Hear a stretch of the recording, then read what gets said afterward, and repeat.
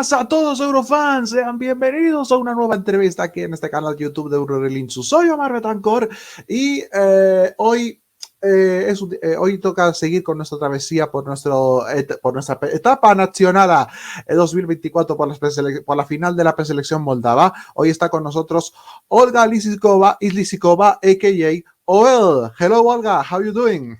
Hi, I'm fine. Hello everyone. First of all, thank you so much to accept our invitation and join us. Before starting talking about Etapa Națională, Etapa Națională and Eurovision related stuff, I want to know about yourself, how you started your career and how your music career went until this Etapa Națională 2024. Well, I started singing before I started to talk. Wow. I was a little child when I started to sing. So my parents thought that musical school would be good for me. So I studied the piano. And then I started professionally singing when I was 20 years old. So it was like about 20 years ago. And my music career before Eurovision, I was working with blues musicians, with jazz musicians. I've been working as a musician abroad on musical contracts, on cruise ships. I've been on a contract in USA and I worked in Norway as well. And in Romania, we have lots of friends in Romania. And this music job was mostly in cover bands, but about 5 years ago, I started writing music, and I wrote music for English theater for children. And one of the songs is in my portfolio. It is called Chains. And it was inspired by The Canterville Ghost by Oscar Wilde. And I love the song very much. And we played the song with Andrew as well. And if Andrew is online, he remembers the song. Yes. Yeah. So, it's your first time sending a song for a Moldova selection, Etapa Națională, or the extinct O Melodie pentru Europa? No, it's my second time. First time was last year. And I sang a song that many people called a non-Eurovision format. It was totally not Eurovision format, but I love the song. It's a blues song in a funk rapper, so it's a funky song. Why to play it cool? And I did not expect to be in finals last year, because I just sang the song and that's all, and we have cut it very unprofessionally. But then I received an email with the words "Welcome to auditions," and I was like, "What? Auditions? Are you kidding me?" And it was very unexpected. But this year I applied on purpose, because this song has been on the shelf for more than 5 years, and we recorded it in 2019, and we plan to release it in 2020. But the pandemic started, so we decided to wait, and then the war started, and it was on the shelf for 5 years. And I thought this is a good chance for this song to be heard by so many people, because Eurovision is it's a huge stage, and more people can find out about your song. So I decided to sing it. Previously, my husband sang this song because he wrote the song and he wrote the lyrics. But we decided that maybe I should sing the song. So I did the vocal arrangement, and we re-recorded the vocals this year. And then I sent the song to Eurovision Moldova. That was last year. now you're coming back to the finals with no This time, was no it space. was this year, the song, like, yeah. I was talking about I was talking about your participation last year, but it's Yes, okay. last year it was a song that I wrote. I Mhm, wrote the song and the lyrics, mhm. and it's like a blues song and bluesy lyrics, but it was in a funky rapper. Mhm. And now with no time, no space, you prefer to get a really sweet ballad for my taste. How the song came to you? What are the inspirations, if you remember? Because 5 years of 5 years, I think there is too much to remember, but there is too much time to remember. But what are the inspirations behind the ballads, this ballad you have this year? Yes, it was inspired by rock ballads, by pop ballads from the 70s, and we also have a string orchestra recorded, like live string orchestra. And my husband wrote the song, and it was his homework for Berkeley School of Music songwriting course. Hmm. And it was the song, he wrote the song as a homework when Oh. he was studying songwriting. And he was very lonely at the time, and he wanted love and care. So he wrote these beautiful lyrics Hmm.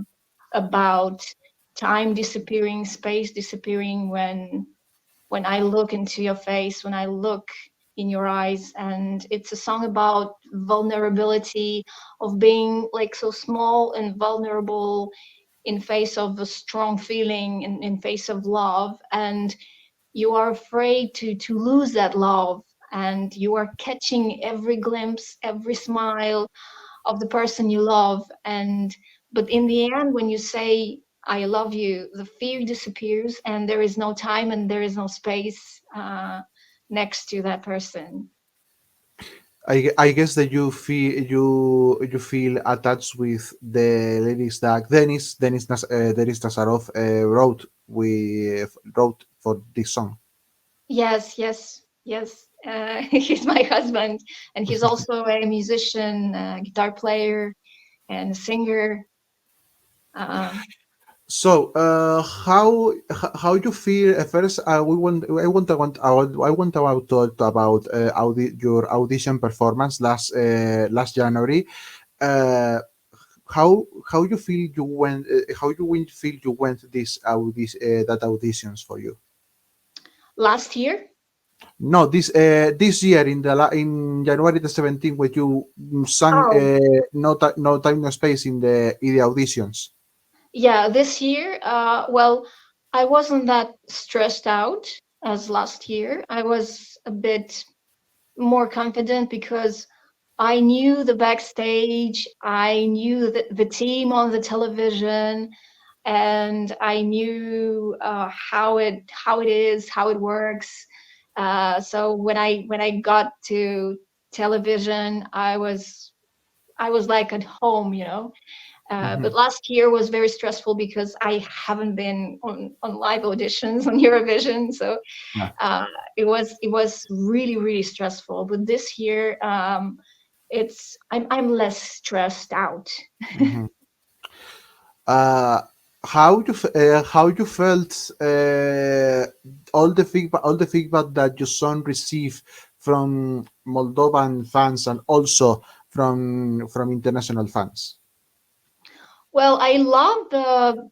I received so many good comments and so many positive comments from my friends on Facebook and in Instagram, and people are being so very supportive. And I don't know, and they like the song, and they love the ballad, and they love the string orchestra, Mhm. and they love the energy. And I feel so good. I mean, receiving all those, positive feedback and positive comments.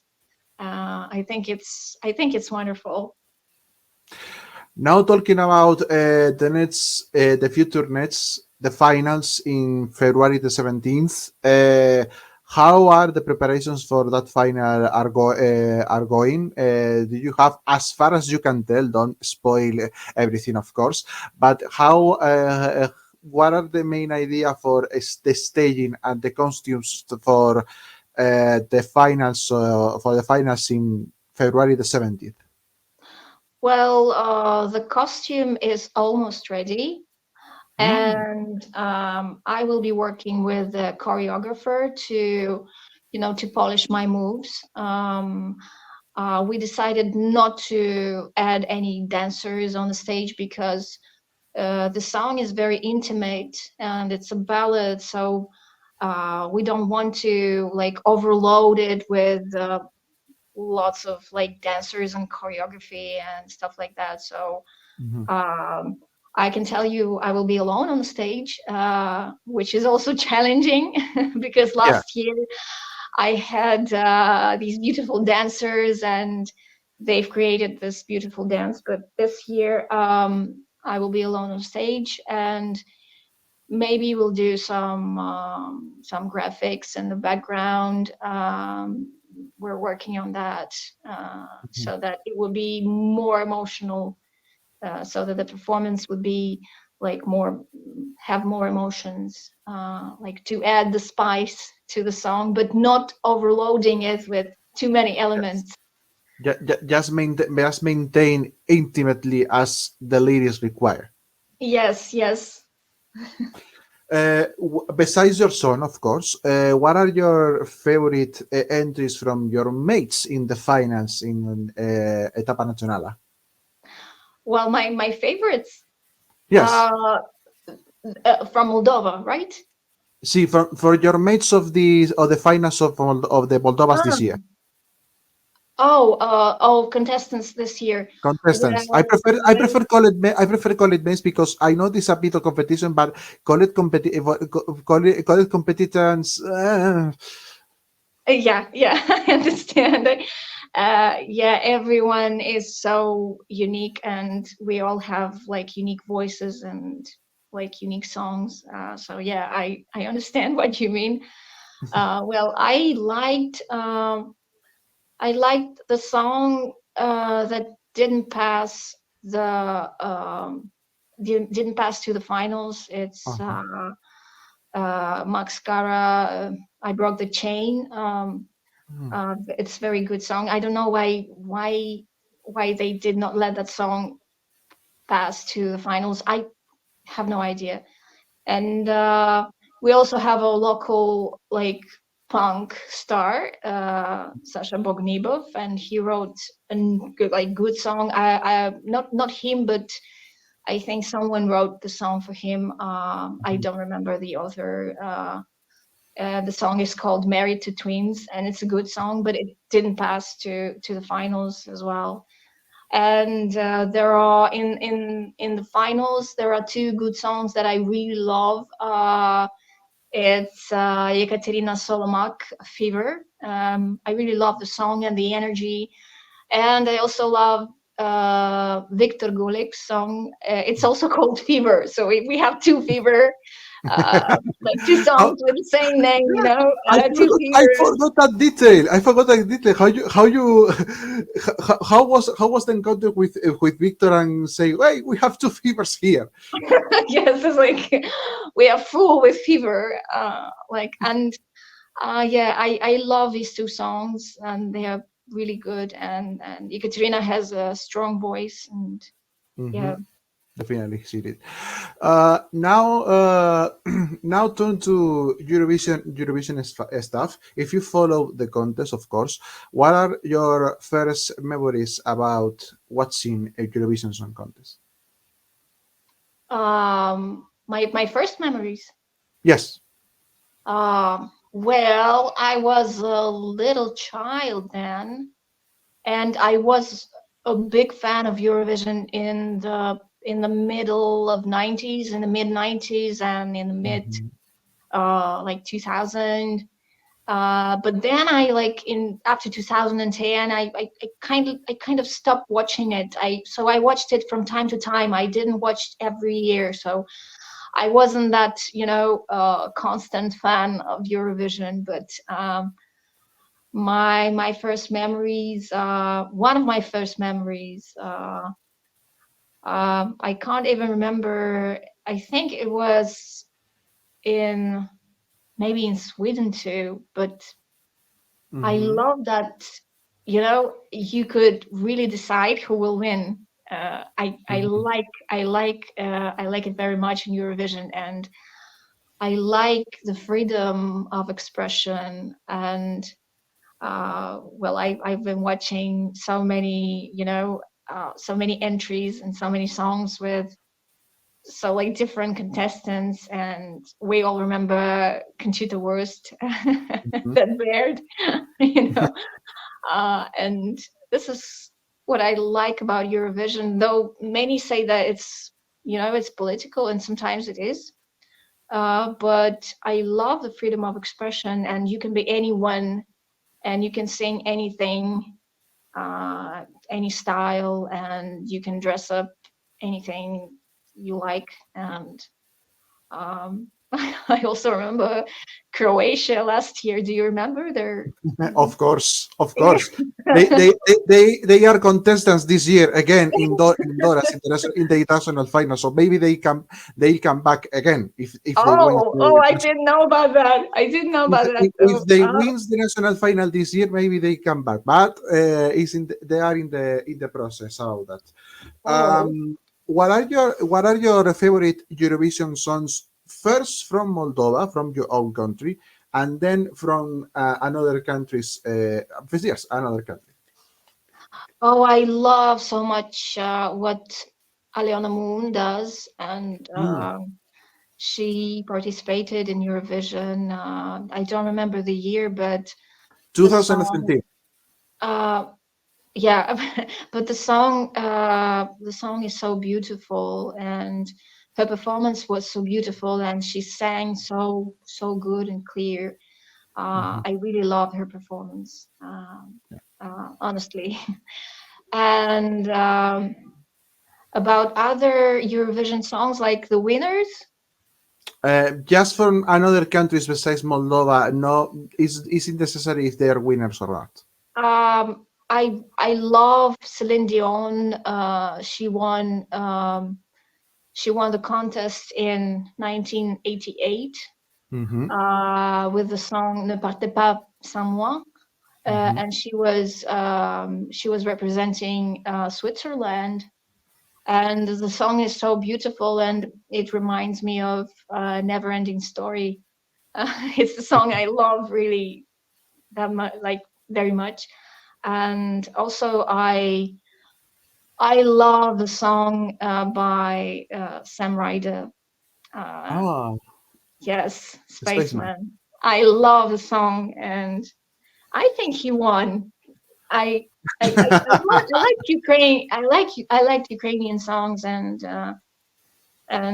it's good that they won, because they really needed support at the beginning of this terrible war. So, but I I adore Sam Ryder, and I love his song, and also I love ABBA. ABBA. It's like it's the golden standard of writing the pop songs, and they are the kings and queens of pop for Yes. me. And Waterloo from 1974, when Sweden won. It's a great song, and I love the rock pop vibe of the song, and yeah, these are my favorite Eurovision winners. I noticed that you like the strong voices besides all the genres. The really big live voices are Yes, really. yes. I have the same taste as you, so it's really happy to show someone that yet values a really strong voice in a live show, of course. Last but not least, Olga, besides all that can happen in February the 17th with the finals of Etapa Națională, what are your future plans for this 2024? I am planning to record a few songs for our rock project. It's called Cassini Tales. And we have so many songs, unrecorded songs, and we're planning to record these songs. I'm also planning to collaborate with Moldovan musicians and from musicians from Romania as well, and also recording a few songs for my project. So it's going to be like recording and maybe like traveling to Romania, traveling to Europe, because I haven't traveled for quite a long time because of the pandemic and the war, and I am waiting to travel again, to get back to traveling the way I did before. You enjoy your time in the studio, but also enjoying your time just getting out. Yes. Yes. I feel you totally. Olga Lisikova, OL, thank you so much to join us today, and the best of luck for you. And the best of luck for you for the finals of the Etapa Nacional in February. I will close this interview now in Spanish. Muchísimas gracias a Olga Lisikova, OL, para estar con nosotros, y por supuesto mucha suerte para ella en las finales de la Etapa Nacional 2024. Si les ha gustado la entrevista, suscríbanse al canal, no les cuesta nada, y por supuesto síganos en redes sociales. Somos Eurorelinchu en Twitter, Instagram, Threads y TikTok, y nos vemos todos los martes a las 9 de la noche en directo. He sido Omar Betancor. Nos vemos en la siguiente. Chao. Hasta luego, sayonara.